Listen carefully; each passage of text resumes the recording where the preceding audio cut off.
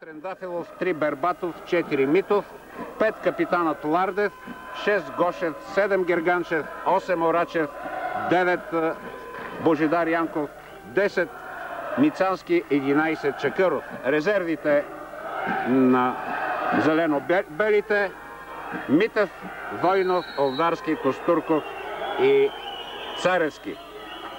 Старши треньор и на синия отбор е Иван Вутов с помощници Пламен Николов и Никола Дафински. Старши треньор на Пирин Борис Николов с помощник Славчо Моралиев. Около 10 хиляди зрители на стадиона в Пазарджик.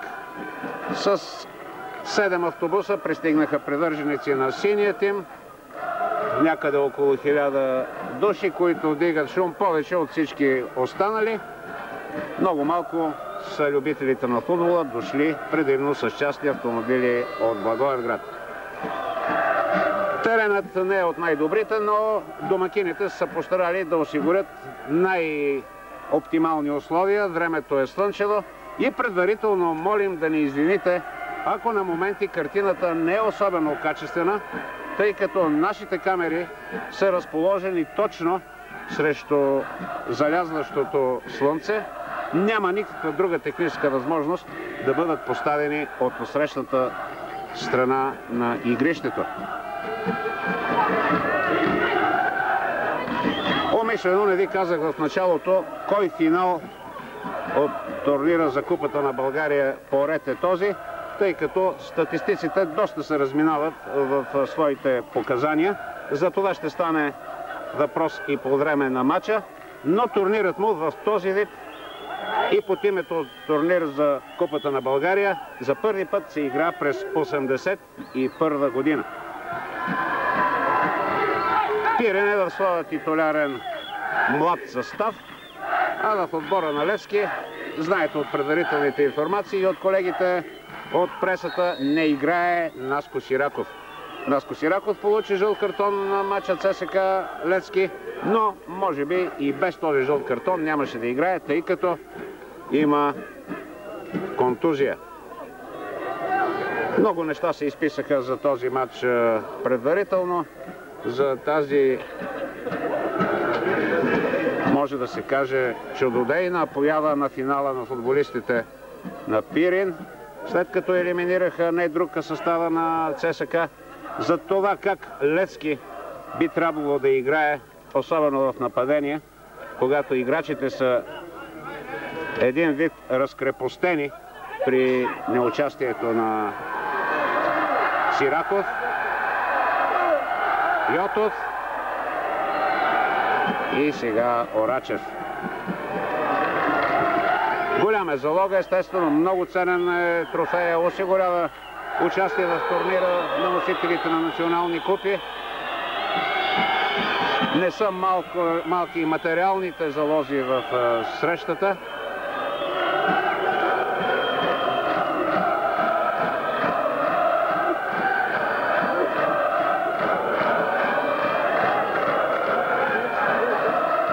И за тези премии ще стане дума малко по-късно.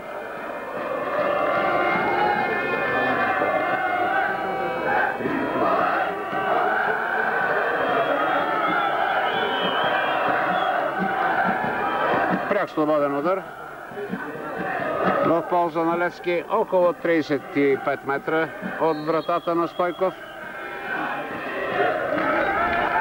Подаване към Ясен Петров, центриране Стойков.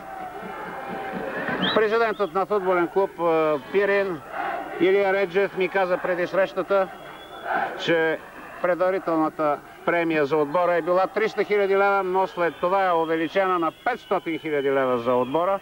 А техническият директор на Левски Андрей Желясков каза, че премията ще ми съобщи, за да мога и аз да ви я съобщя, само няколко минути преди края, в зависимост от изхода на двубоя. Така че, вярвам, ще научите и тази цифра към края на нашето предаване. Илян Илиев в зоната на дясното крило. Срещу него е Лардев. Марков изчисти. Мицански.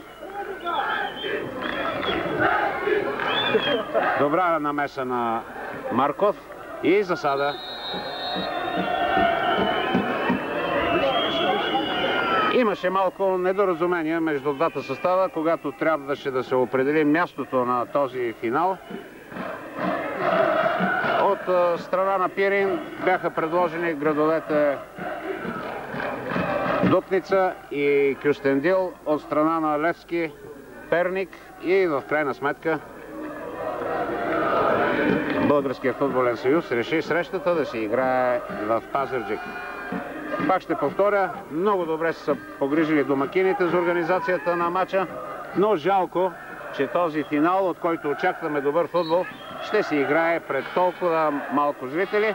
За сметка на това, вярвам, че българската телевизия ще задоволи изискванията на многобройните любители на футбола у нас. Стоилов,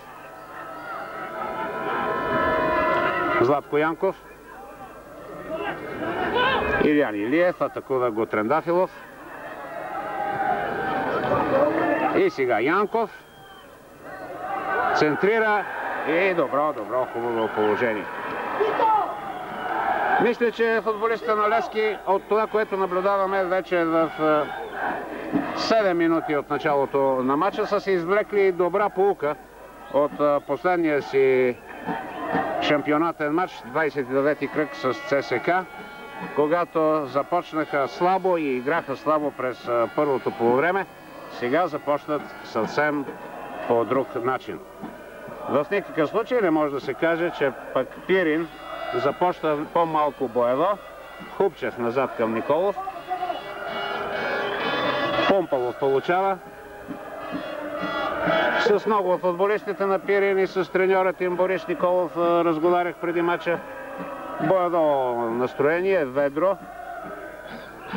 И играчи и треньор са убедени, че нямат какво да губят в този матч. Те само могат да спечелят или купата, или поне признание.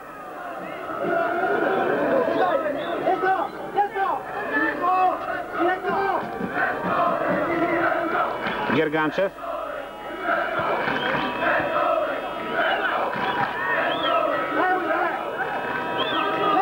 Малко позадържа повече Божидар Янков.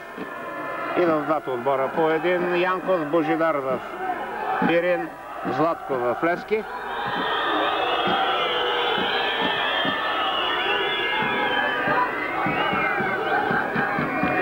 Нарушение срещу Ясен Петров. Чуха се критики към треньора Иван Вутов след матча ЦСКА Левски за това, че Димитров не е започнал. Ето, че сега той е на игрището с номер 7. Нарочно ви съобщих и резервите на двата отбора. Видяхте, Наско Сираков не фигурира и между тях. Поканял съм го тук на пулта на българската телевизия в края и на първото, и на второто полувреме да сподели мнението си за матча. Все пак Наско Сираков е най-силният футболист в нашето първенство. Най-силният от тези, които играят в България.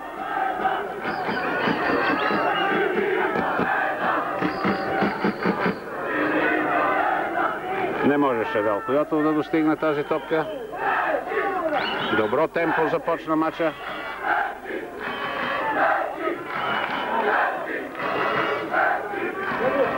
Тече 10-та минута. Финал от турнира за Купата на България.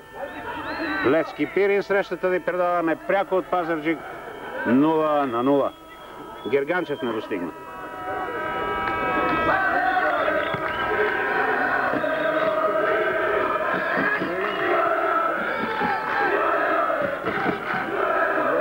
Марков. Далеч напред търси Димитров.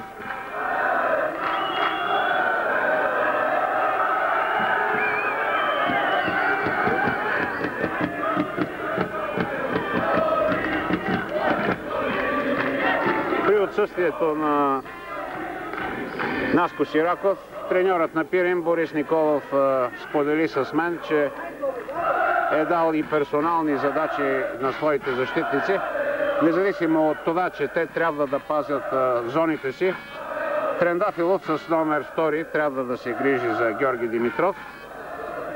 Гошев шестицата за Ясен Петров. И четворката Митов за Велко Йотов.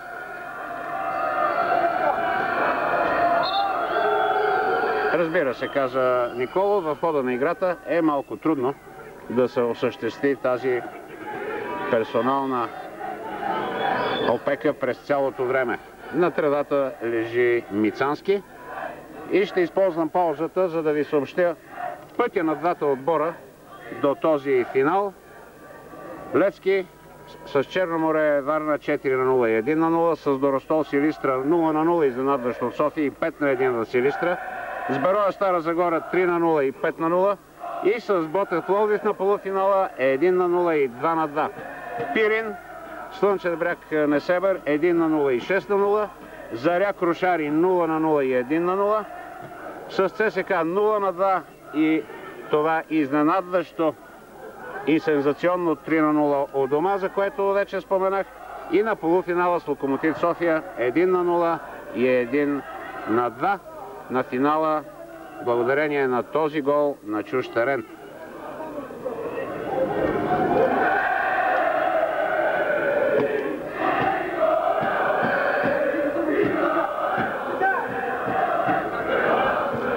Герганчев. Мицански не можа да атакува добре. Янков в момента в центъра на игрището. Хупче се включи надясно. Отново Янков. Илиян Илиев.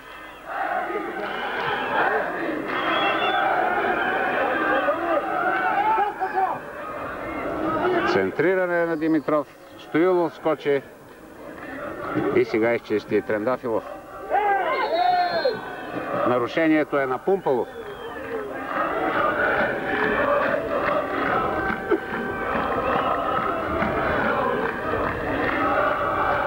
Нашите микрофони са на не повече от 2 метра от резервната скамейка на отбора на Пирин, така че възможно е и някои от реакциите на треньори и на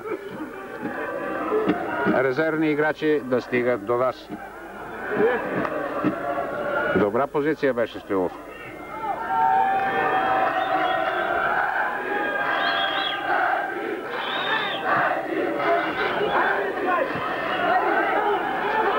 Възможно за Герганчев. Добре игра обаче Дъртилов.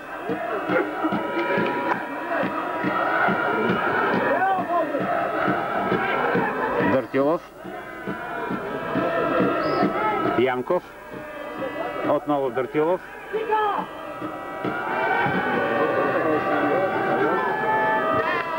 Подвижни са защита пиринци и успяват добре да се прегрупират и най-важно да започнат празните места при тези извеждащи подавания на полузащитата на Левски.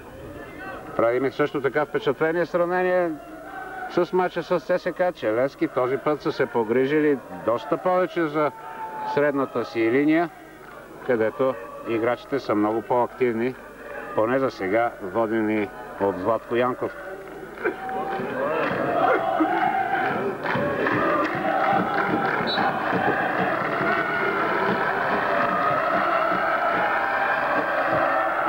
Пумпалов изпълни. Мисля, че тези, които са се опитвали да прогнозират и още повече онези, които са сключили евентуално облози, все още са раздвоени, несигурни, тъй като в първите 15 минути играта и на двата съперника на финала за Купата на страната е напълно равностойна. Вярно е, че Левски имаше 2 по-интересни слизания към вратата на Стойков, но те не доведоха до нищо. Изглежда, че тези суми, за които ви съобщи Коко Ексеров, които не са нищо особено, погледнато в международен мащаб, но за нашия беден футбол никак не са малко, са накарали двамата треньори поне от това, което се вижда на терена, да акцентират върху атаката. Трето прекрасно положение за Левски. Този път неточен изстрел с глава имаше. Ето, виждате го сега в момента на екрана. Георги Димитров. Ъглов удар.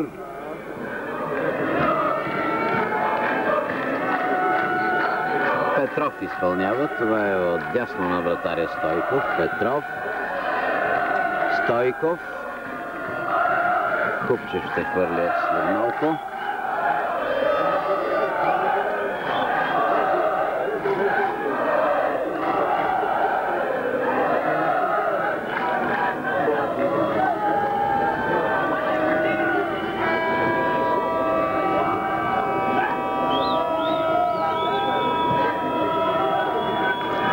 Играчите на Левски, съгласен съм с Ексеров, играят значително по-активно. Това, разбира се, зависи и от противника. В никакъв случай не искам да подценявам ни най-малко отбора на Пирин. Те добре знаят, спомена е съвсем пресен, че когато допуснеш противника да води с 2 гола, трудно, доста трудно вече може да се добереш до победа. Казах, че с по 3 нападатели в отбора на столичани непрекъснато на предна позиция са Стоилов, Йотов и Георги Димитров. В състава на благоевградския тим това са Чакъров, Янков и Герганчев.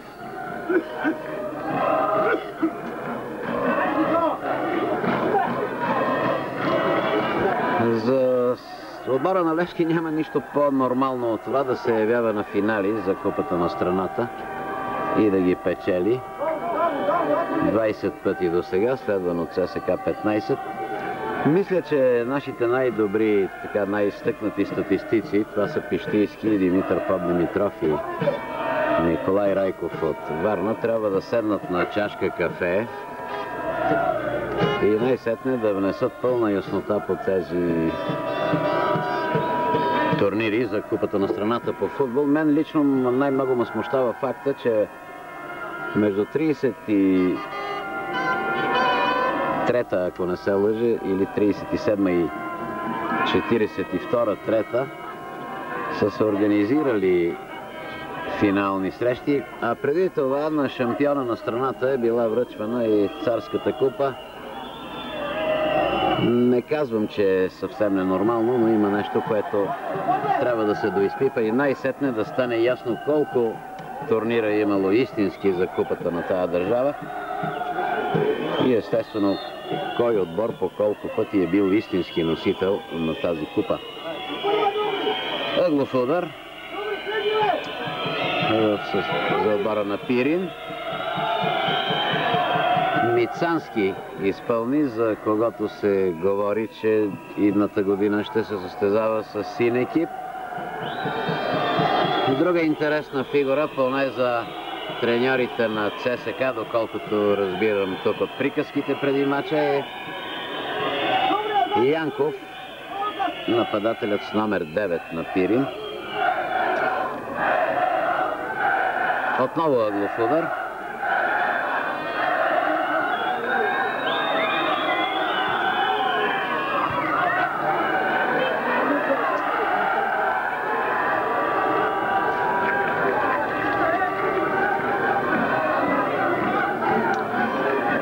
Бих искал да кажа, независимо от това как ще завърши този финален матч, че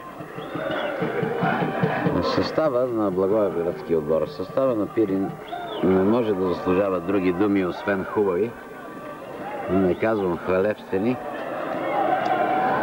защото тези почти юноши не само достигнаха до финала за Купата на България, но успяха и да останат в републиканска футболна група след много контузени играчи през зимата и през пролетта. Само в последните 1-2 години са напуснали този отбор 9 класни футболисти. Още един възпитаник на тази школа е тук. Ето го сега, не пожела да вземе топката. Ето го сега, това е Дартилов. Видях преди мача тук Ивайло Андонов, един от добрите сега футболисти на ЦСКА, дошъл да окуражава своите бивши съотборници. Илиян Илиев, да видим какво ще измисли, и на неговия път се изпречи Гошев.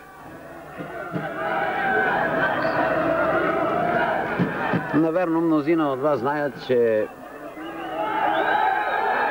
благоевградските футболисти Петрунов и Панчев играят в Пансерайкос, в Серес. Тук, между зрителите на стадион Георги Бенковски в Пазарджик, е и президента на Пансерайкос. Може би ще му се понрави и още някой друг в зелен екип.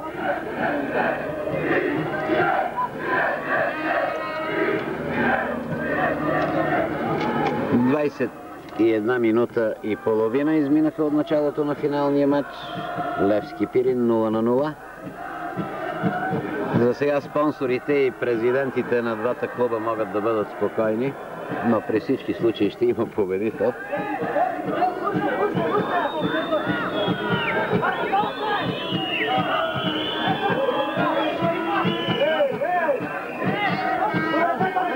Чакъров понакуцва. Това е Митов. Вдясно е групата от почитатели на Левски. Вляво са бяло-зелените знамена на Пирин. Това е Стоилов. Засада.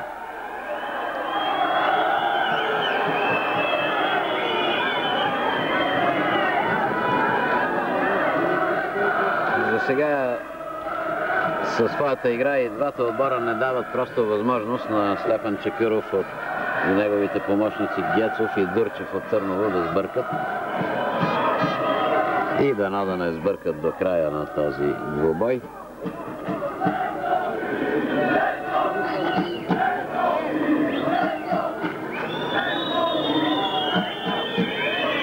Стойков.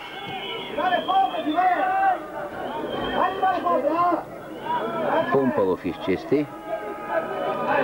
Топка за Илиян Илиев. До него също с номер 10 Мицански към капитана Хупчев.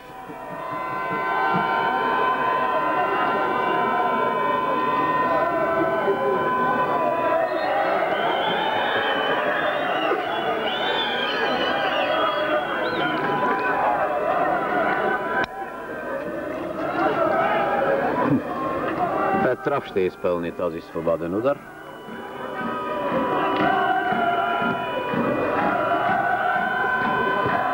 Янков скочи най-високо. Янков от Левски.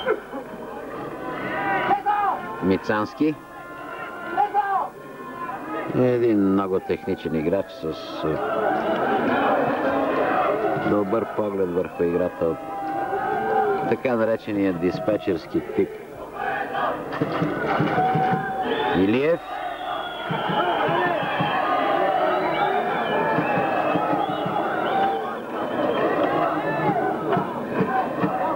Герганчев сега.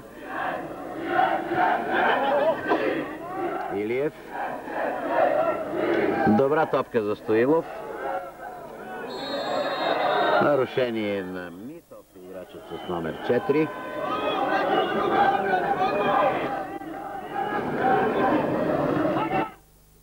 Откровенни фалове, при които въобще не може да се сбърка при преценката.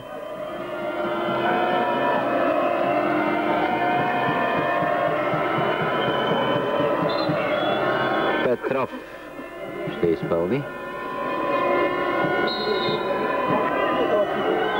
Петров реши да провери рефлекса на Стойков. Въобще нямаше нужда вратаря да се намесва.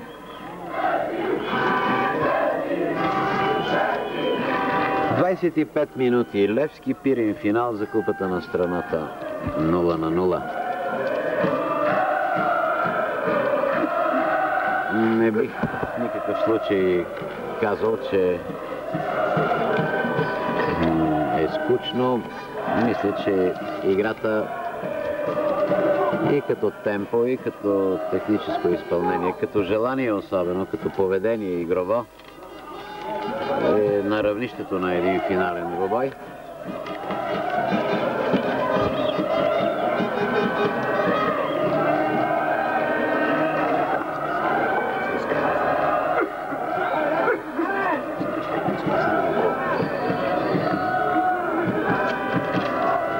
Хупчев.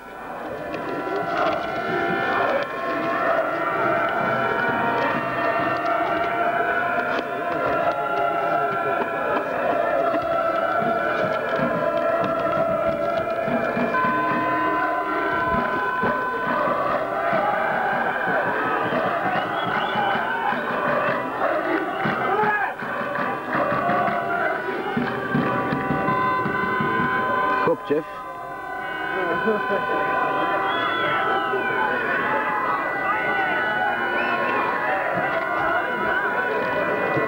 Няма никой от зелено-белите на добра позиция. Сега няма засада и това е интересно да видим Велко Йотов какво ще измисли. Четвърто. Сериозно положение, сериозна възможност за гол, пропусната в тези вече 26-27 минути от столичните футболисти.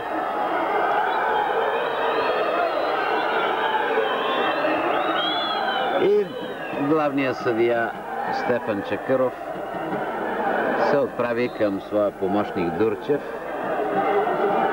Жълт картон получи Орачев, играчът с номер 8 на Пирин. Вероятно е оспорвал това, че страничният съдия не е вдигнал флага, за да отбележи засада на Йотов.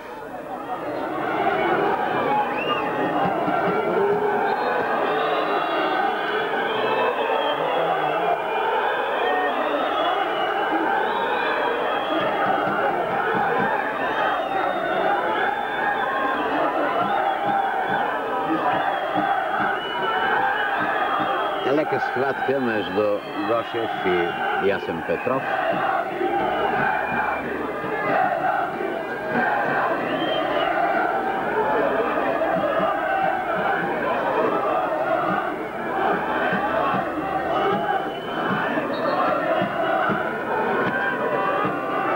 Петров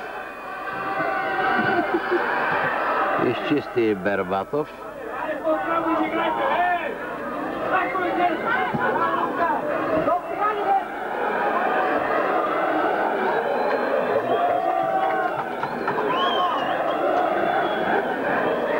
Ако чувате нещо от скамейките, на които са треньорите и резервните футболисти, може би сте чули Борис Николов, наставникът на Пирин, който приканва неговите футболисти да играят по-здраво. Не мога да дешифрирам съвсем точно какво значи по-здраво, може би малко по-твърдо, с по-голямо желание, по-енергично.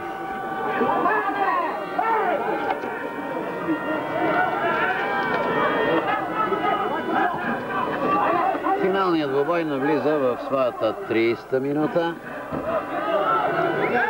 0-0.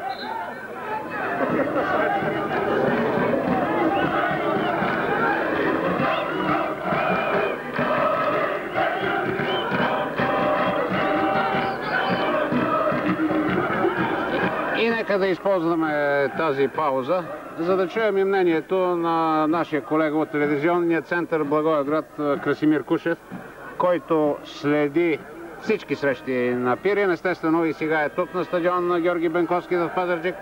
Краси, какво означава това по-здраво, което иска Борис Николов от зелено-белите?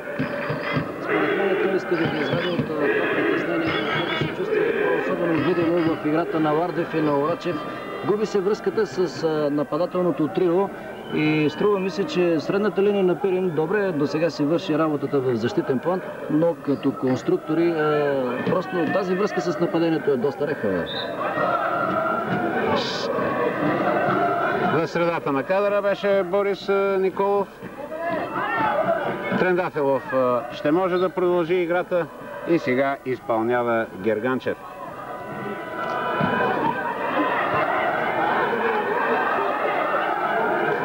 Хубчев изпревари Божидар Янков. И на защитата на Левски се вижда две подчертани персонални покрития. Пумпало се грижи за Чакъров, Янков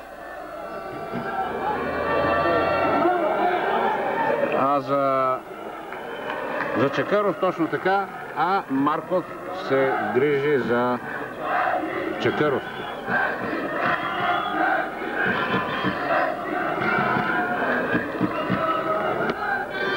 И все пак, Краси, не можеш да отречеш, че нападението на Левски създаде повече опасни положения.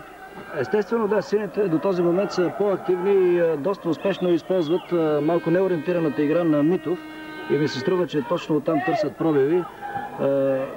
Може би Мицански взел според мен доста дефанзивни функции. Трудно се осъществява това преливане между двете фази на играта. Малко трудно изнасят топката, зелено-белите, и по този начин сами вкарват вълка в кошерата. Но мисля, че това нещо е съвсем естествено. След 11 годишно прекъсване, точно преди 11 години Пирин игра финал за Купата на Съветската армия и загуби срещу Траки.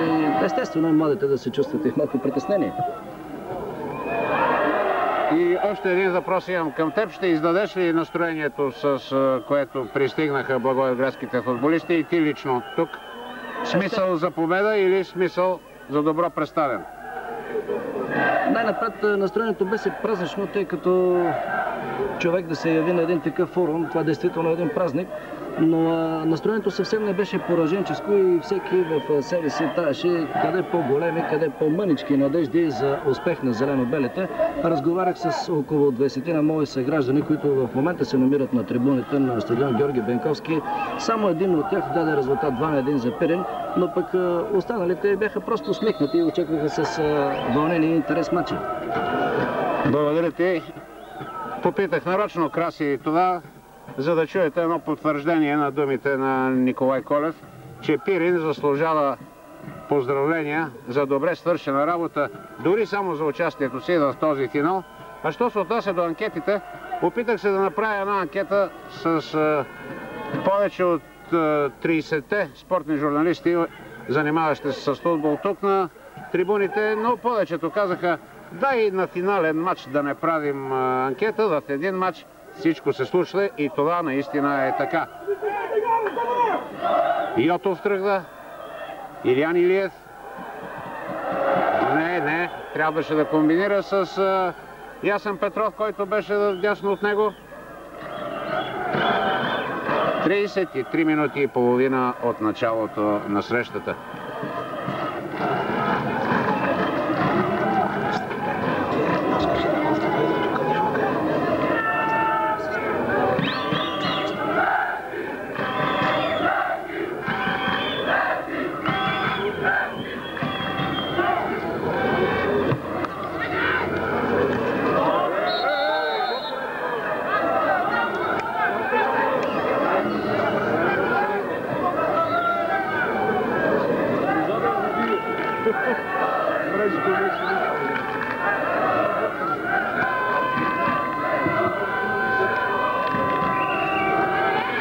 Стоилов не успя да пробие. Герганчев, отново Сашо Марков, Златко Янков, Марков,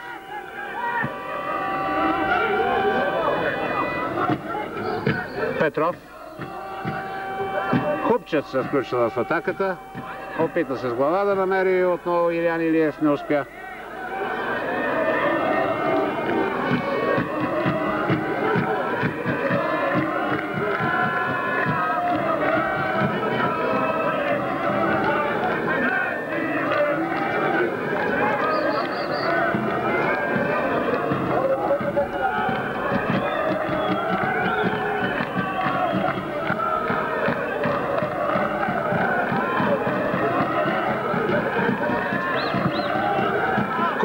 Както винаги, Наско Сираков изпълни обещанието си и 10 минути преди края на първото полувреме е тук при нас.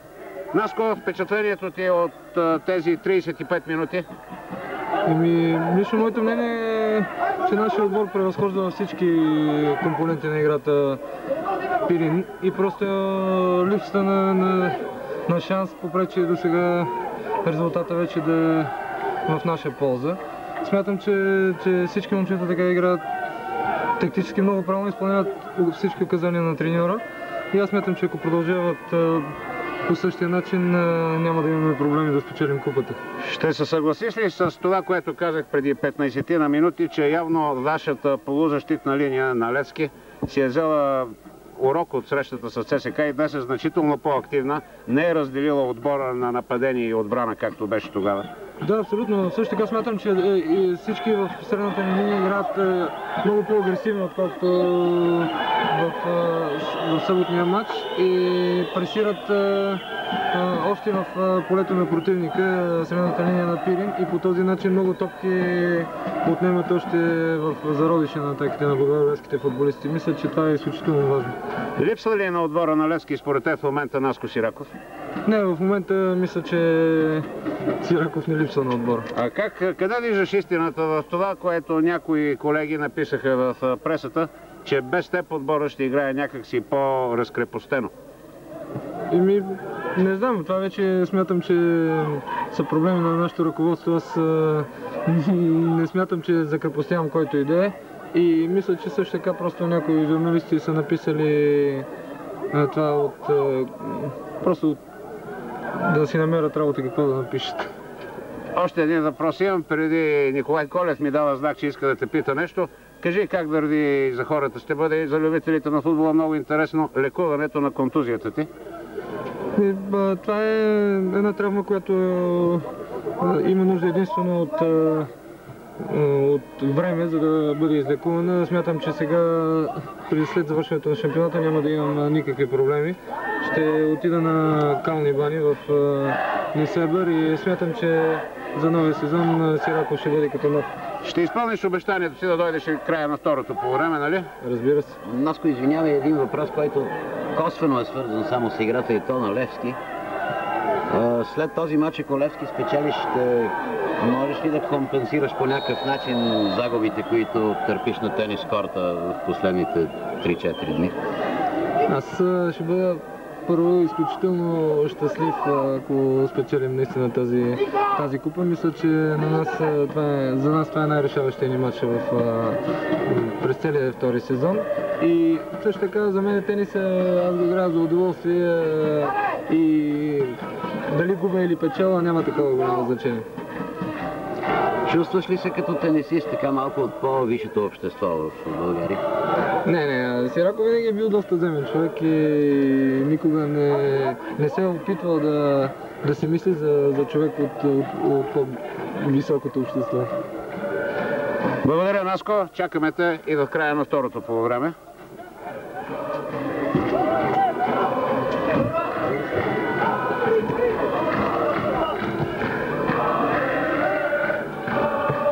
Дартилов.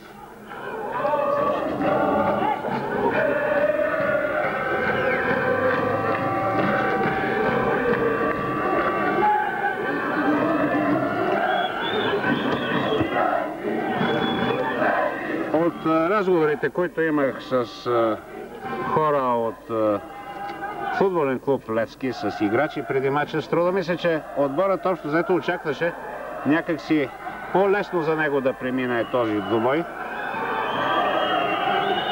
Преимуществото е едно, а 0-0 е съвсем друго. Времето си тече. 40-та минута на матча.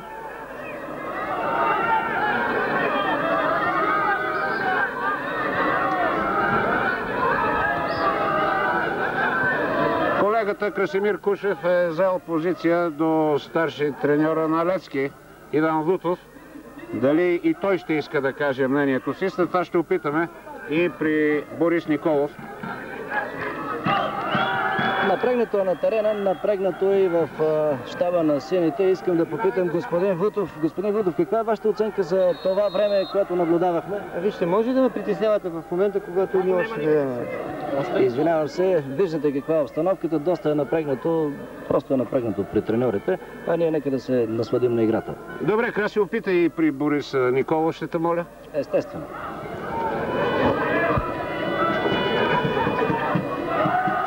Лазар, може ли да ме безпокоите с такъв момент? Нищо.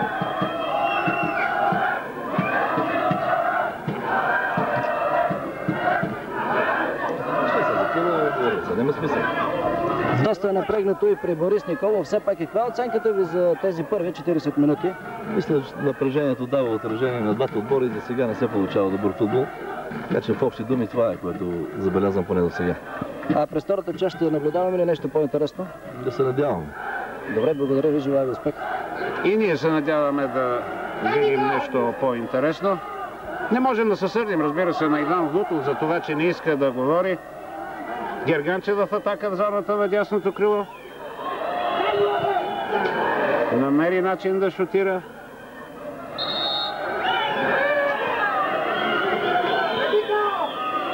Нарушението е на Дъртилов.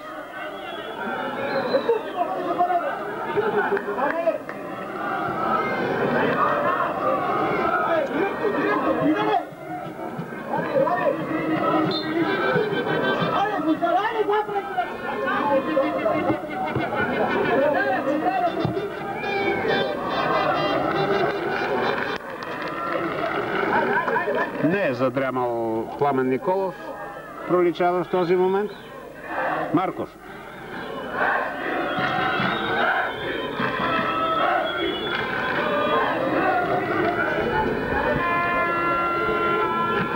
Ясен Петров към Хубчев. Илиев. Умее тези рейдове Илиев и Дуспа. Не може да се реагира на решението на Стефан Чакъров. Точно такъв рейд направи. Нека да ми простят привържениците на ЦСК, но ми напомня на гола, който отбеляза Илиян Илиев срещу ЦСК в есенния дял на шампионата. Точно от същата позиция тръгна, премина 3 души и отбеляза гол, а сега без пънат. Минутата е 43-та.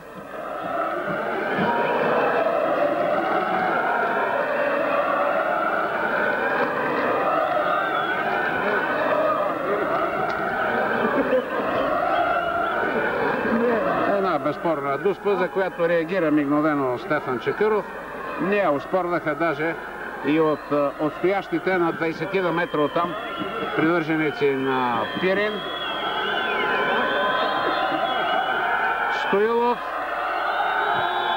И вече 44-та минута, 1-0 за Левски в финалната среща от турнира за Купата на България по футбол срещу Пирин. Още веднъж изпълнението на Стоилов. Стоилов е голмайстор на турнира за Купата на България. Убеден съм, че в този момент, ако Краси Кушев отиде при Иван Влутов, той вече ще иска да говори, но от сега пък ние няма да отидем при него.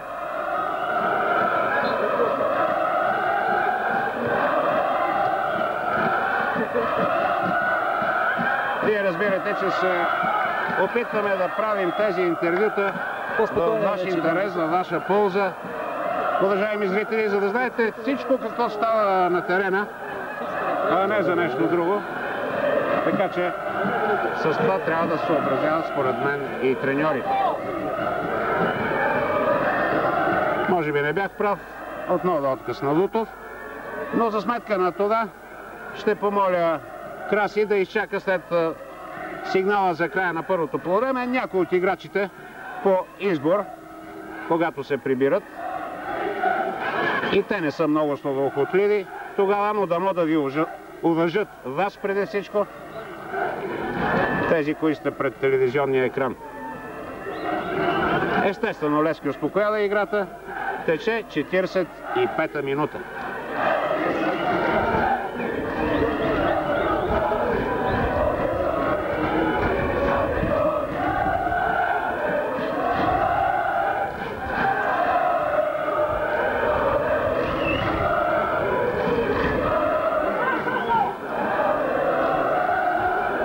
Мишмане с заключителните ти 2-3 изречения за първото полувреме. Малко ще бъде продължено то. Мисля, че резултата напълно отразява това, което беше показано на терена. Преимущество на Левски имаше почти през цялото първо полувреме и като по чудо не бяха вкарани и голове от игрово положение. Мисля, че съдията Чакъров беше точен. Той дълго време беше на футболния терен, при това беше в такава зона, в която често се правят дуспи. Самия той ги е правил, така че факта, че и нито публика на Пирин, нито и играчи нещо оспорваха, говори, че за сега нещата са съвсем чисти от тая гледна точка.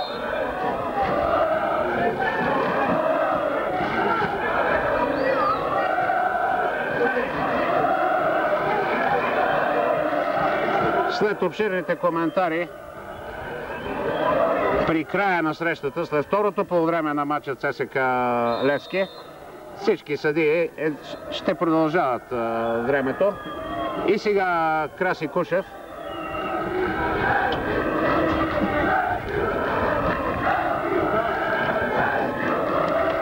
Иляне, ти си героят на тези първи 45 минути. Каква е твоята оценка за това, което видяха 10 000 зрители на стадион Георги Бенковски? Мисля, че матчът не е на нивото, което очакваха хората. И едно, умората е причината за това, а друго и залога и за двата отбора е голям. Мисля, че Пирин се стреми към равен резултат. Стремеше вече.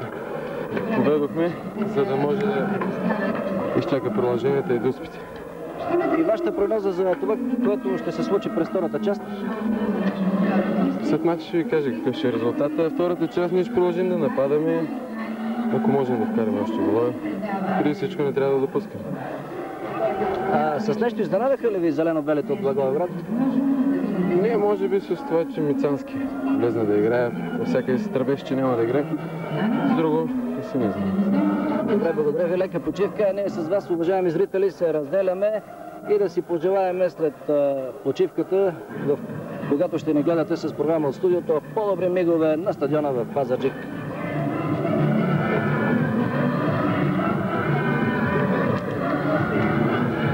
Хиляди души димят като една гигантска лула на стадион Георги Бенковски в Пазарджик, откъдето продължава прякото ни предаване на финалната среща от турнира за Купата на Република България между отборите на Левски и Пирин.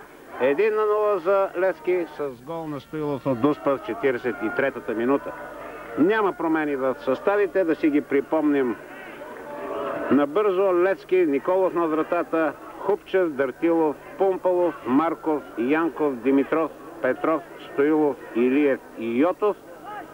Пирин, Стойков, Трендафилов, Бербатов, Митов, Лардев, Гошев, Герганчев, Орачев. Получил и единствения жълт картон за апострофиране на съдийско решение, Янков, Мицански и Чакъров.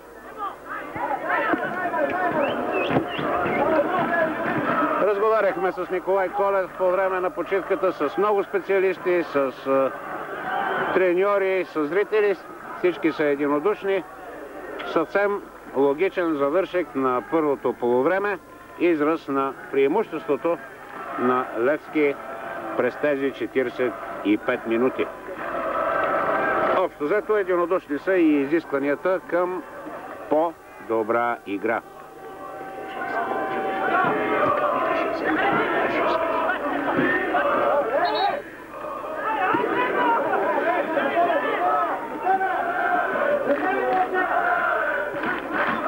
Има много борба на терена, има настроение. Като напрежение, финалът си е финал, истински. Нарушение на Марков срещу Божидар Янков.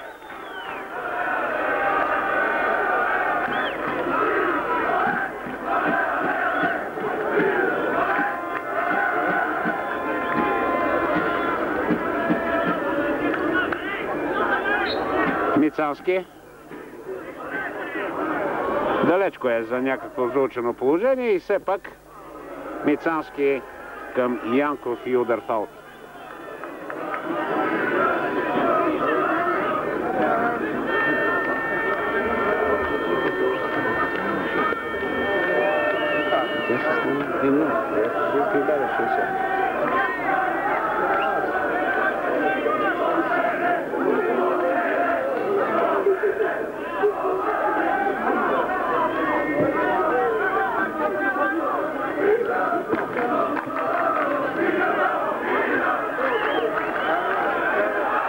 Герганчев е стопката.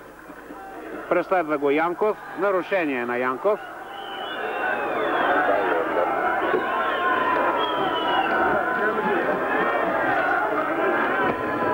И още един интересен събеседник.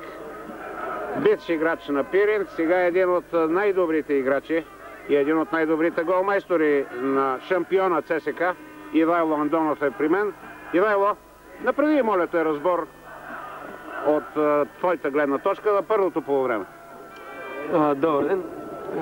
От моята гледна точка е пречупена призмеризмата на това, че съм бивш пиринец.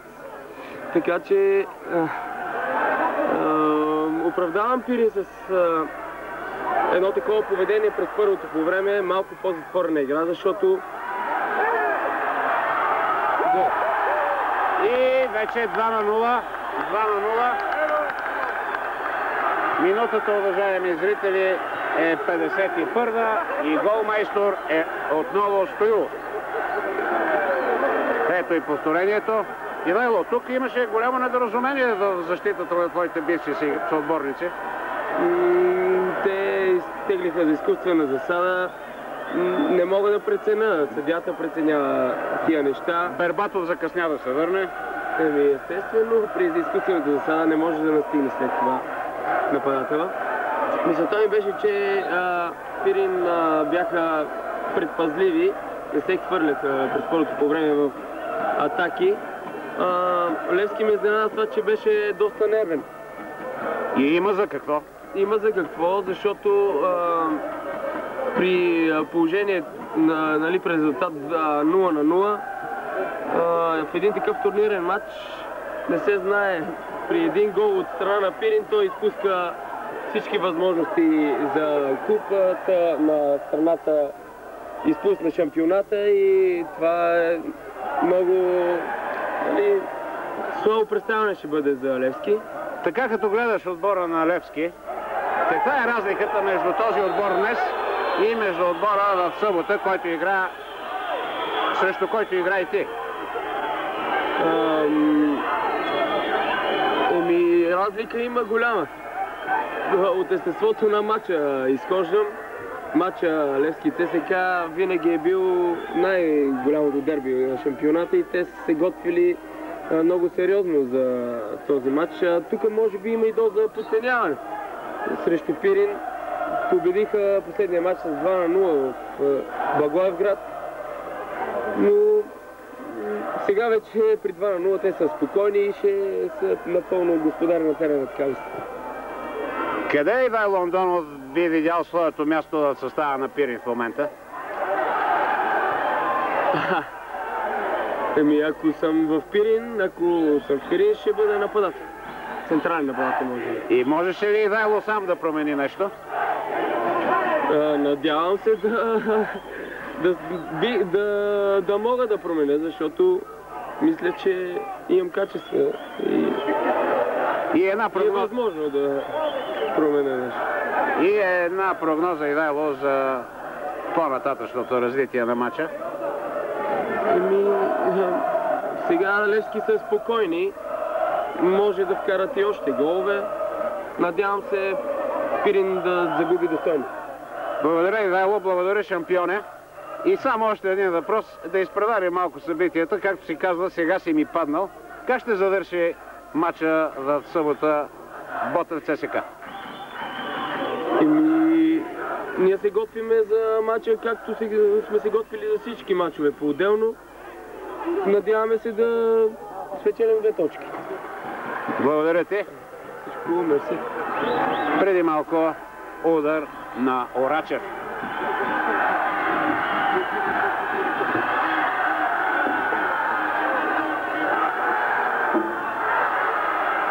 Илиян Илиев. Много гъсто беше там, 4 срещу него.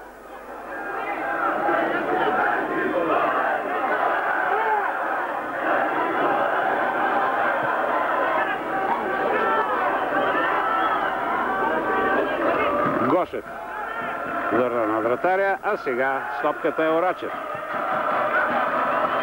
Сгреши. Ясен Петров овладя, Хупчев, Янков.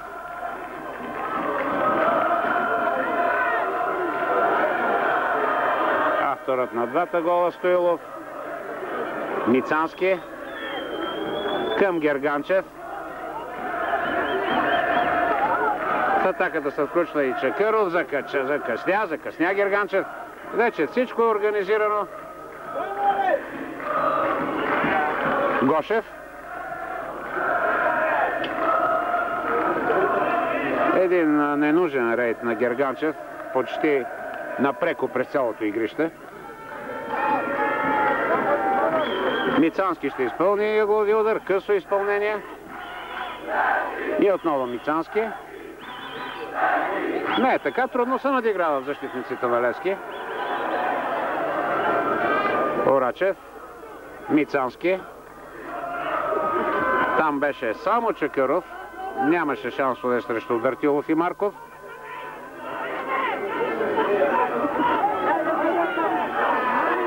Илян Илиев. Преследва го Трендафилов. И сега опасност. Ето го и третия гол.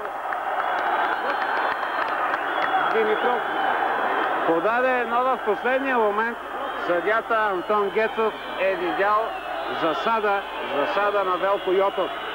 Не може да се каже нищо при това повторение, защото камерата е под голям мъгъл. Нищо не може да се каже. Кога изкочи там Велко Йотов? Мисля, ти видя ли нещо повече? Аз мисля, че съдията страничния е прав, тъй като в момента, в който Георги Димитров набра преднина и подаде на Йотов, Йотов беше зад защитници.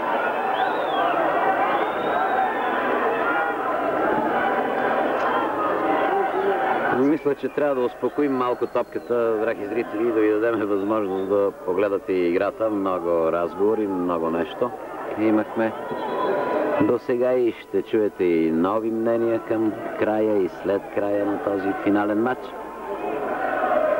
Искам да ви кажа, че това не е някакво наше изобретение, не претендираме за никакъв патент, просто се стремим да правим така, както страните, в които по-давна има и футбол, и телевизия. Смяна предстои в състава на Левски. Боримиров е играчът с номер 14, който ще влезе.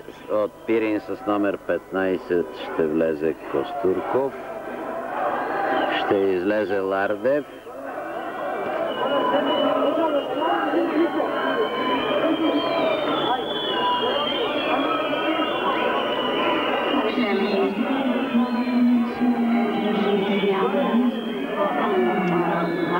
Ето, че видяхме вече и табелката. Ясен Петров ще напусне играта и на негово място Боримиров. И играчът на 30-те минути на второто полувреме, от доста време насам в отбора на Левски. Привържениците на сините, които са вдясно на вашите екрани, забравиха съботния двобой и сега са много весели, много доволни от резултата. Между другото, точно така трябва да бъде за палянковците. Трябва бързо да забравят тези работи и винаги да бъдат оптимистични.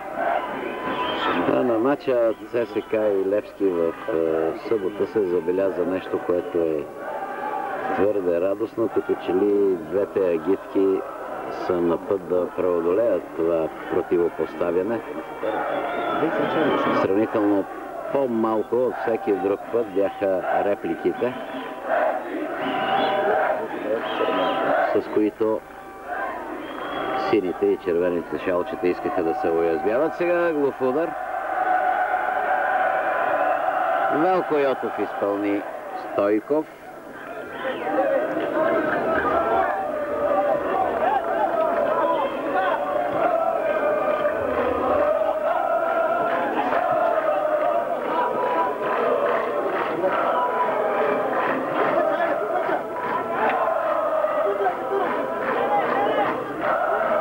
Гошев хвърля.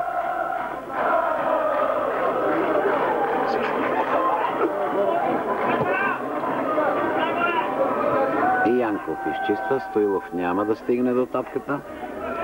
Току-що влезлия Костурков. Герганчев загуби сега. Янков. Стоилов, автора на двата гола. Илиев. Длъжен беше малко по-добре да намери Хупчев. Нарушение на Чакъров.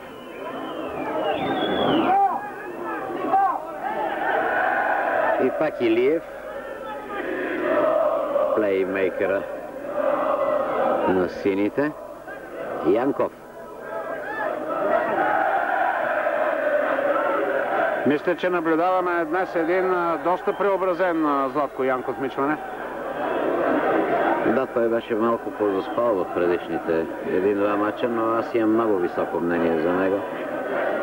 И дано Левски да го позадържи още някой друг сезон, защото мисля, че ще се намери чуждестранен клуб, който да даде добри долари за него. Между другото, трябва да подигнат мерника малко и Валентин Михов, и Томас Лавчис, и другите президенти на нашите футболни клубове от първата ни група. Би трябвало значително по-високи цени да се искат за нашите играчи, особено за звездите от вътрешните ни футболни прояви.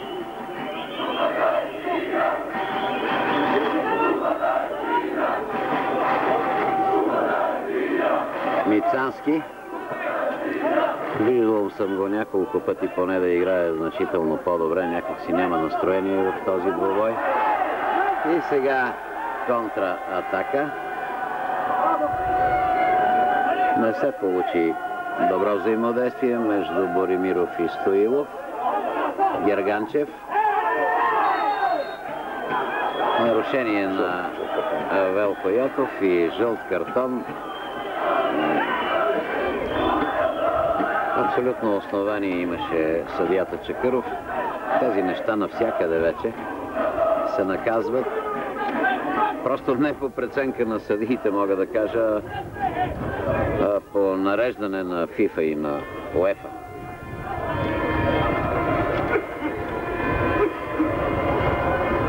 В 63 минути се играят от 64-тия финал за купата на страната.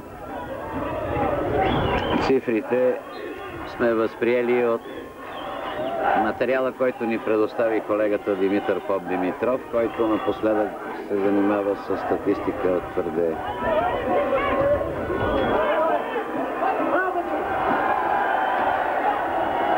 И сега да видим тази атака. Хупчев и Стойков.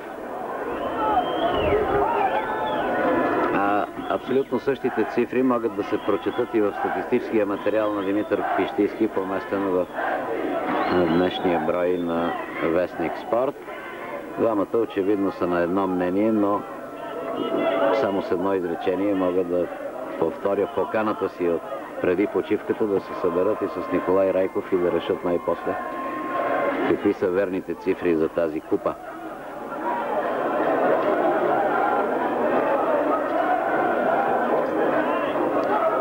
Все пак това е национална купа и аз съм сигурен, че колкото повече годините минават, толкова повече стойността на победата в този турнир ще бъде по-висока, както е в някои други страни. Имал съм случаи да ми разказват, а се убеждавам и от начина, по който се отразяват в Англия и в пресата, и в телевизията, и по радиото мачовете за купата, че там е нещо доста повече да вземеш купата на страната. Винаги на стадион Уембли. Само за момент. Мичман, не видяхте нарушението на Янков срещу Пламен Николов, но съдията Стефан Чакъров правилно прецени, че нямаше умисъл, просто неконтролирано действие на нападателя. –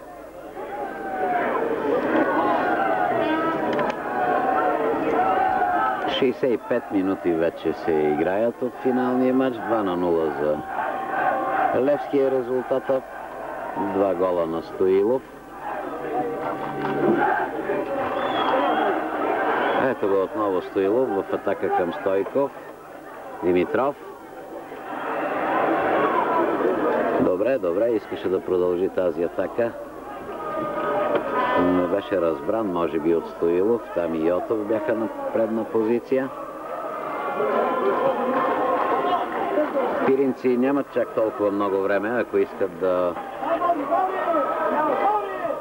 обърнат нещата в своя полза.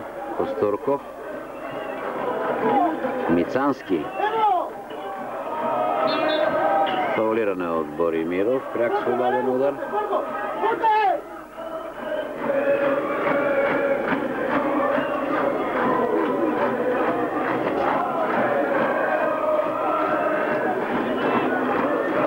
Няма да има нужда от лекарска намеса. Мицански продължава. Ето го сега пак с топката. Янков върна назад. Гошев. Марков, който без да искам да правя някакви кой знае какви оценки или да подценявам останалите, от доста време е най-силният защитник на Левски. Засада на Йотов.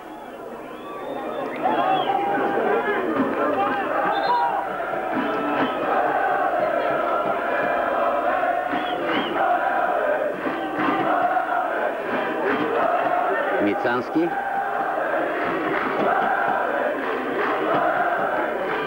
Костурков.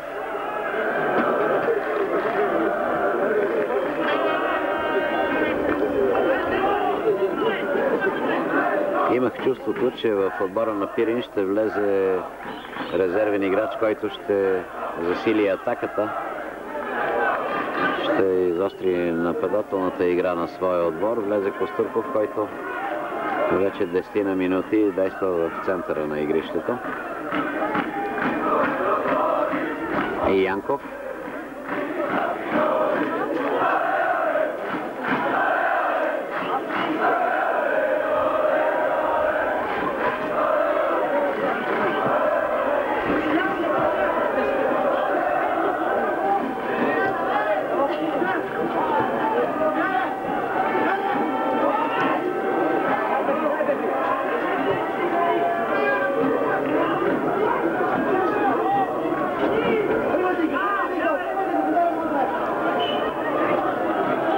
Мицански.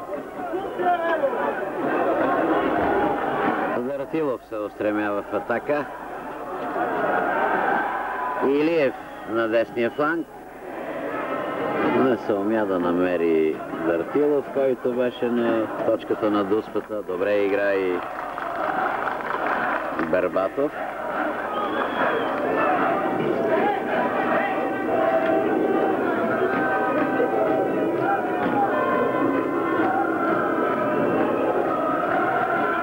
Боримиров към Илиев. Пак Боримиров.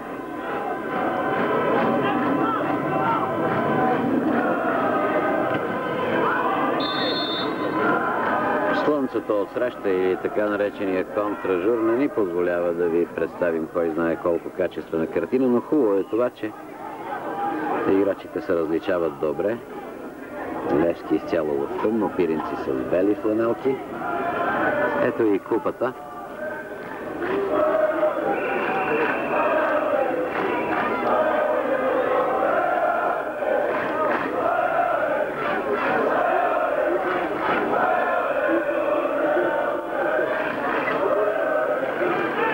Гошев.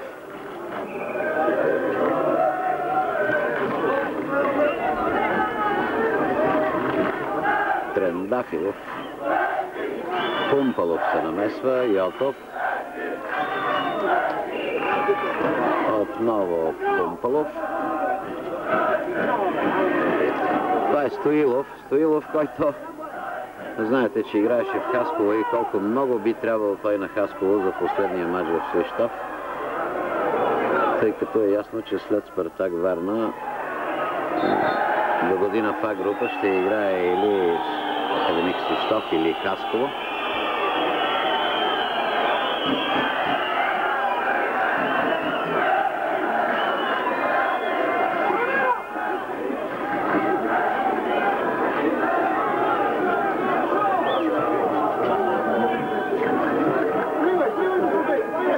Приятна е обстановката тук на стадион Георги Бенковски в Пазарджик. слънчево време, оживление по трибуните, игра, която би следвало да получи добра оценка. Фаворита в този двубой Левски води с 2-0. Великолепен изстрел на Мицански от 19-20 метра.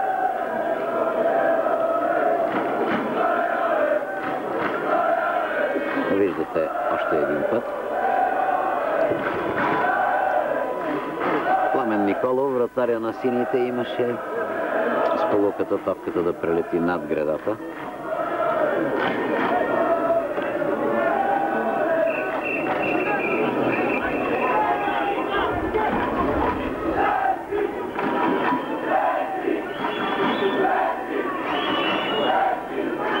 Стоилов се насити на голове и се върна там в зоната на централния защитник. За сметка на това пък Дъртилов нещо се е устремил напред. И игра на дребно край страничната линия.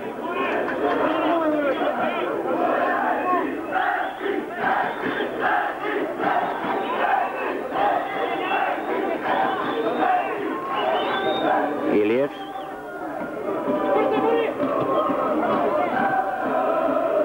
Съвсем естествено е при 2 гола аванс сините да си позволяват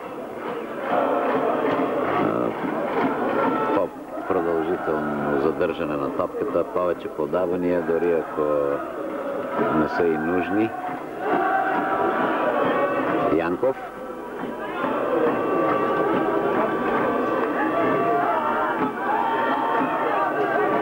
Което може да се посочи като най-сериозен минус в играта на Пирин до сега е, че въобще неговите нападатели нито веднъж или много рядко успяваха да застрашат защитата на сините, която показва доста слабости в събота.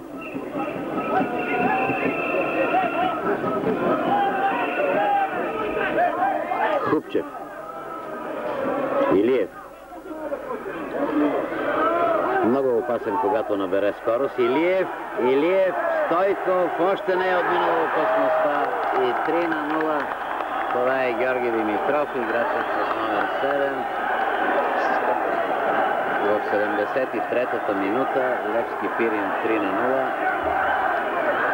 Не беше така сигурен при този шут на Илиев и вратаря Стойков. Просто предостави топката на Георги Димитров, който нямаше проблеми при отбелязване на третия гол. 3-0. Мисля, че е резултат, който ни дава вече основание да кажем, че след малко, не след малко, а точно след 17 минути, днешния капитан на Левски Хубчев ще прегърне купата на България и това ще бъде, пак казвам, според публикуваната днес статистика, 21-та купа, която печелят сините. Между другото, до сега те се бяха явявали 25 пъти на финал. Това е 26-тия финал, в който участва Левски под различни наименования. И за 19-ти път ще спечели. Казвам статистика от мачовете, когато наистина е имало финали за тази купа. Смяна в отбора на Пирин. Ще излезе Митов и на негово място с номер 14 Овнарски.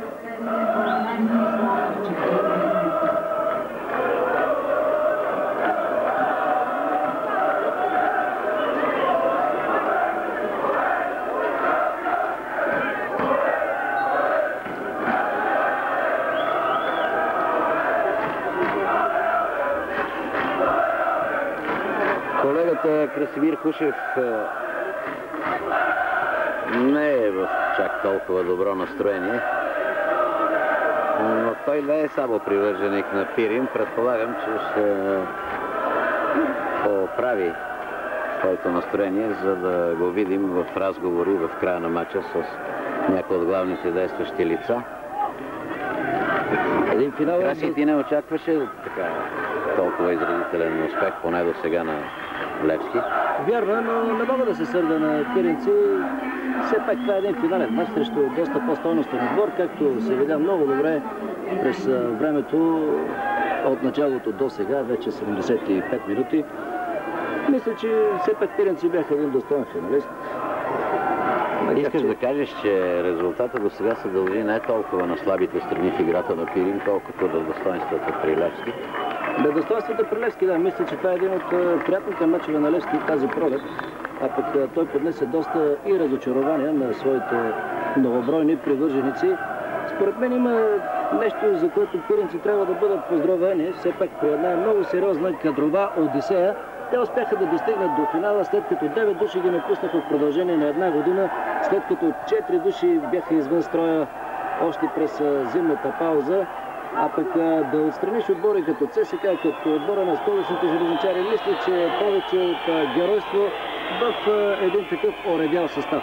Извинявай, майче, най-така трудно Пирин преодоля Заря Крушари. Има нещо такова, тъй като терените бяха по-скоро подходящи за игра на хокей на лед, отколкото на футбол. Знаете, че тези мачове се проведоха в средата на месец декември. Бяха свидетел на онова 0-0 в Благоевград и мисля, че пиринци на такъв терен дори с този резултат беше така щастлив за тях. Още повече, че хокей е трудна игра.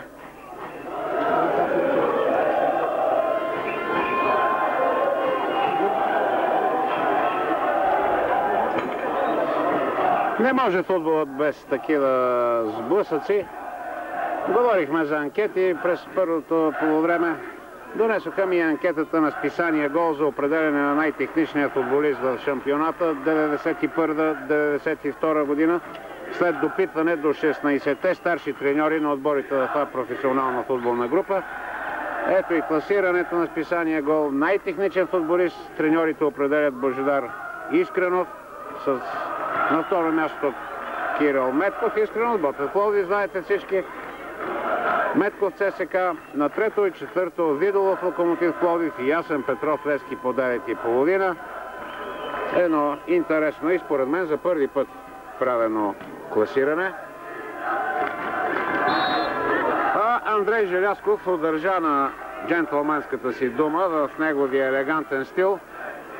Преди малко ми съобщи, че премията за отбора на Левски при победа днес, нещо, което вече не буди никакво съмнение, е 1 милион лева за целия отбор. Ще повторя думите на Николай Колев, да не се шокираме от тези цифри, дано да разберем. Ето го и Желязков в ляво. Ма това е, между другото, извинявай, това е един от малкото, и да не кажа единствения начин някой друг, що годе добър играч, да се задържи и по нашите терени. Да, исках да завърша, да се надяваме, че Велко Йотов атака, че ще научим премиите, примерно и на шампионите от ЦСКА. Не се получи комбинацията между Георги Димитров и Велко Йотов.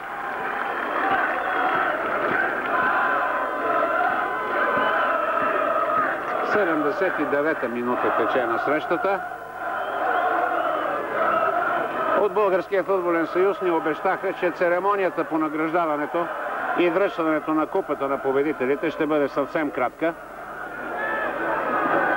Купчев достигна, но я загуби.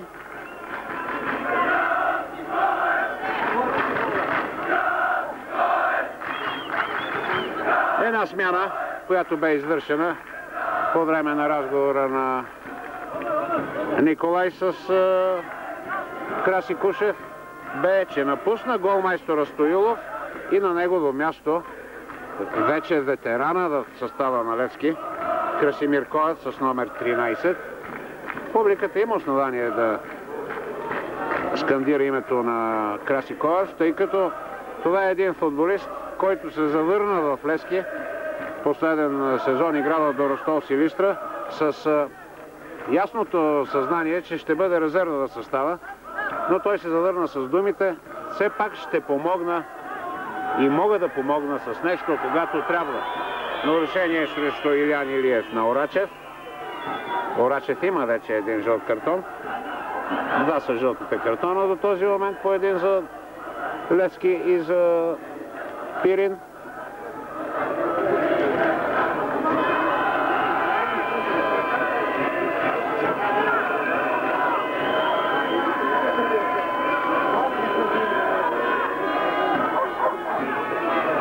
Колегите от списание Гол организират и анкета за най-добър играч на матча. Невероятно изпълнение на Илян Илиев. А Николай Колев току-що го видях преди гола да написва името на Илян Илиев за най-добър играч. 71-та минута. Ето още веднъж това изпълнение на Илиян и вратаря Стойков е безспорен. В 80-та минута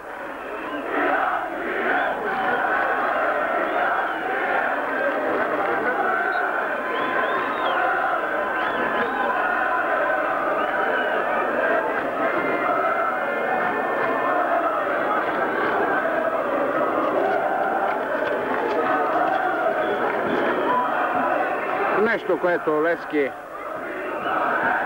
подчертано загатваше с играта си преди почивката, доказа напълно през вторите 45 минути. Нито една лоша дума обаче не може да се каже за състава на Пирин. Момчетата дадоха това, което можеха в момента. И нека още веднъж да ги поздравим за тяхното участие в този финал.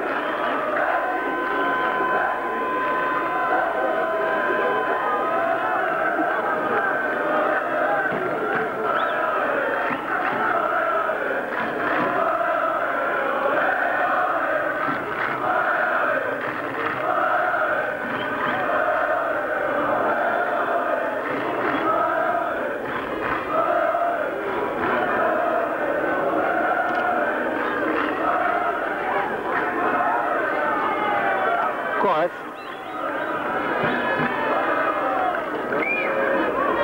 Йотов загуби, сега Бербатов. Чакъров, срещу него Янков. Отново успя Янков да отбие. Ако ще използвам още един път материалите на Поп Димитров. Левски е вкарвал по 4 гола, когато е взимал купата през 46-та, 76-та и 79-та година. Също така и 82-та. 4 пъти до сега.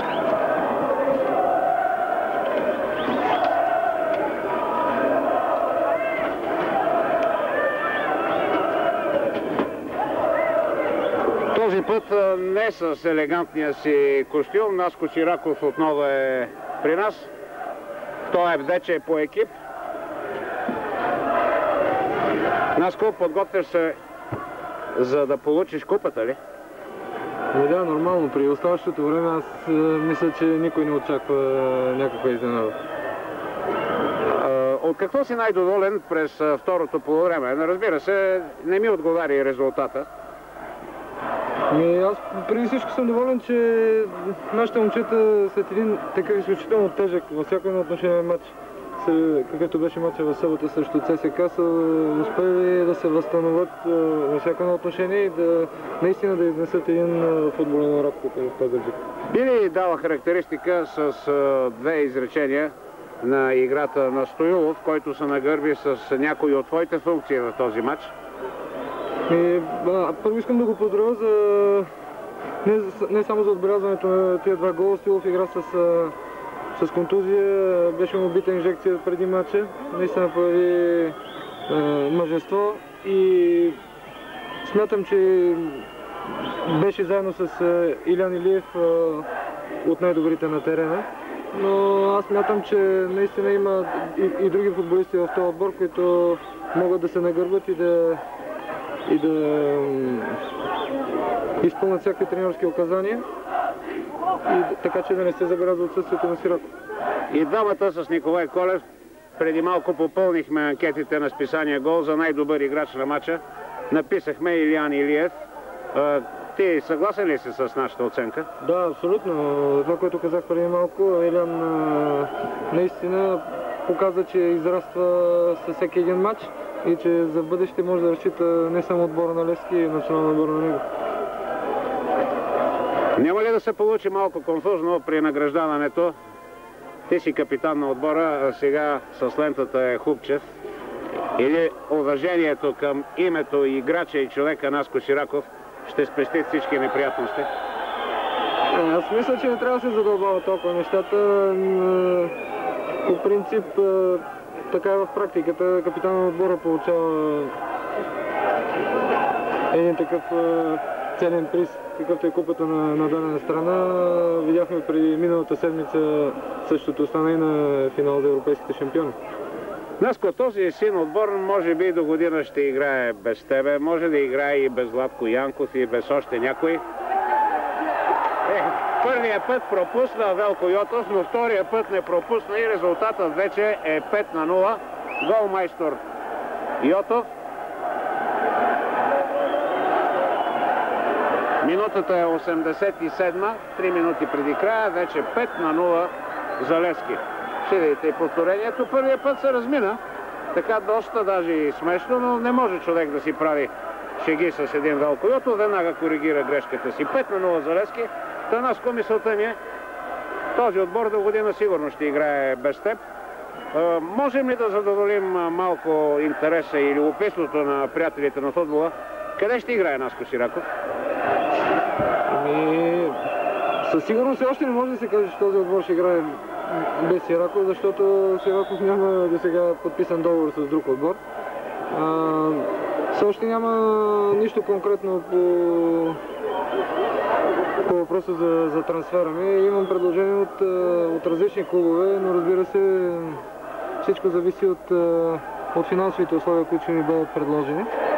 Този път гредата след удар на Янков сгреши Сашо Марков. Първа и единствена грешка в матча. Така че мисля, че в следващите 15-20 дена ще стане ясно евентуално всичко около трансфера на играчи в синия отбор. Добре, да кажем само страните, Наско, които проявяват интерес към теб, не отборите.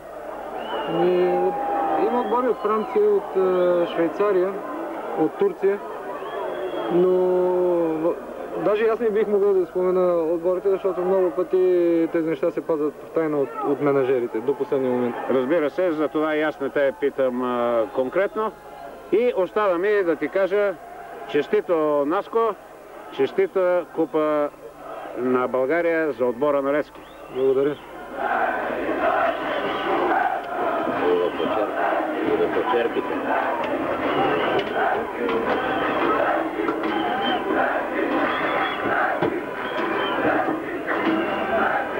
Последна минута, 2 най-много. Когато един отбор не получава голове, вкарва 5. Мисля, че оценките са ясни. Всички играчи на Левски заслужават добра оценка. Защитниците и вратаря за това, че оставиха вратата си суха. Нападателите за това, че отбелязаха 5 гола. Напълно заслужен успех на Левски, който трябва да се честити на тези момчета, на ръководството на клуба и да им се пожелая успех в участието им през есента в европейския турнир между носителите на национални купи. За Пирин стана въпрос вече няколко пъти, че самото му явяване на финала е успех. Но може да се каже, че момчетата в бяло и в зелено не оправдаха надеждите нито на своя треньор, нито на своите привърженици. Доста слабичко изиграха този матч. Да видим сега Герганчев. Пламен Николов не пуска, получава аплодисменти тук от зрителите на стадиона. А съдията Стефан Чакъров поглежда своя часовник. Ние смятам, че от тук няма какво повече да оценяваме. Краси Кушев ще бъде с микрофона долу. Нека и някой от участниците в матча да си кажат думата. Краси ще опита да разговаря и с Иван Лутов, и с Борис Николов. Пак ще кажа, кратка церемония по връщане на купата. Мина вече времето, настрой се, равнис, речи, предварително написани и така нататък. Всичко трябва да бъде делово и в тази деловитост и празничност, така както неведнъж българската телевизия ви е показала как завършват големите турнири. Чакъров игра с ръка. И играчите на Левски при подходящ повод да почерпат малко тази голяма премия и този хубав успех. Да, лично аз признавам, че не бях чувал до сега за такава солидна и кръгла премия. Последен сигнал. Левски, носител на Купата на България, победа с 5-0 след голове на Стоилов 2, Георги Димитров, Илиян Илиев, най-добрият играч на матча, и Велко Йотов. Щастието в синьо, много е щастлив и Иван Вутов. Само за няколко месеца той успя да постигне най-големия успех с отбора, на който той е треньор. Господин Вутов, в две изречения, каква е вашата характеристика на този матч? И двата отбора при едно много сковано първо по време, при едно силно напрежение не можаха да се изявят. Ясно беше, че трябва да падне гол, поне за нашия отбор, да се освободи от психическа депресия и да направи това, което може да играе. И смятам, че второто по време действително стана един хубав зрелищен матч с и движение, но освободени вече от депресията. Нашите хора показаха едно добро движение, освен на технически умения. Освен Илиян Илиев, кои други бяха героите в синьо? Аз бих всички, но и Станимир Стоилов бих му дал особено голямата заслуга, тъй като с него и два гола ние освободихме хората от депресията, физическото натоварване. Аз смятам, че всичките не могат да лечат, но Илиян и Станимир, и Златко, който почти всички атаки ги развиваше средата на терена. Почти всички мога да кажа, но общо взето един хубав матч, според мен, второто по време. Като че ли още преди този финален матч Пирин беше обречен и все пак какво ще кажете за този млад отбор? Вижте какво, аз се възхищавам и от работа на моя колега на Пирин, тъй като те всяка година работи с непрекъснато обновява състава и винаги Пирин са винаги корав отбор, който освен силното му оръжие, високия дух и голямата движение един отбор са по терена. Явно, че той друго не може да направи. Млад, неопитен отбор. Предстои един сезон за много сериозни трансфери. Сините ще погледнат ли към лагера на зелено-белите? Вижте какво, на този етап аз не съм упълномощен да давам никаква информация. Обърнете се към Жилясков или към Лавчис. На този етап не мога да ви кажа каква ще бъде селекцията в нашия отбор. И накрая искам да ви задам един въпрос. Това ли беше най-силният матч на Левски през пролетта? Не мога да кажа, че това беше най-силният матч.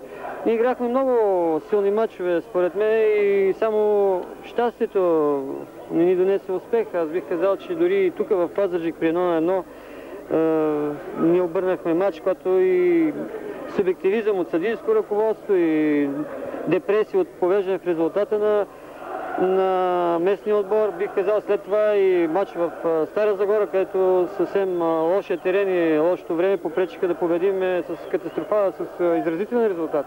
Да, благодаря ви и желая ви да изживеете действително една синя нощ. Щастлива нощ!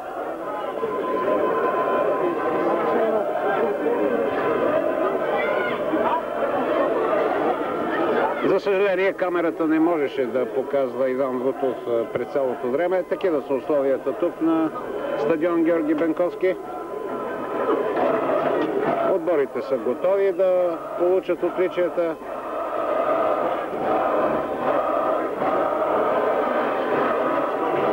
Ето го и Андрей Жилясков сред своите момчета.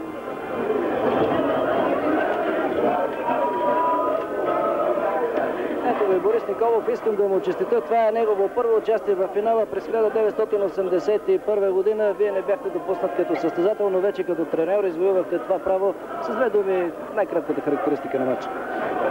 Мисля, че нещата бяха решени с дуспата. Побеждането на Левски вече им даде сили, докато при нас явно младостта на отбора не можа да издържи на такова напрежение и естествено се стигна до тази така голяма загуба. Не очаквах такава голяма загуба, иначе беше нормално Левски да не победи. Съвсем нормално е. Младите пиринци изглеждаха прекалено така смотенечки.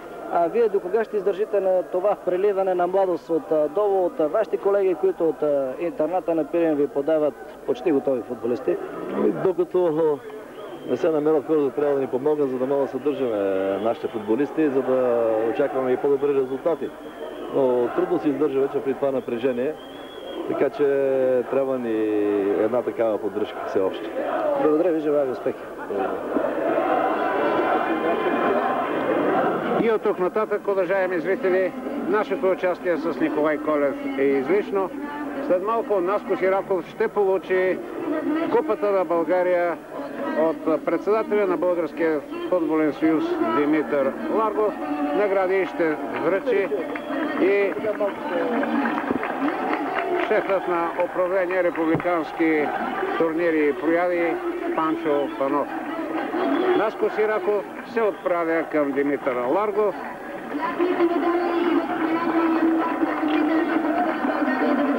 И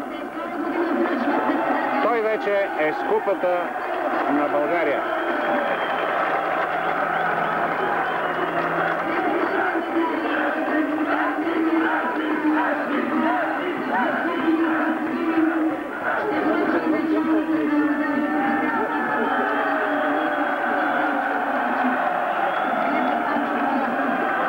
И с тези кадри Николай Колев, Красимир Кушев и Никола Ексеров се разделят с вас. Надяваме се, че имахте приятни минути.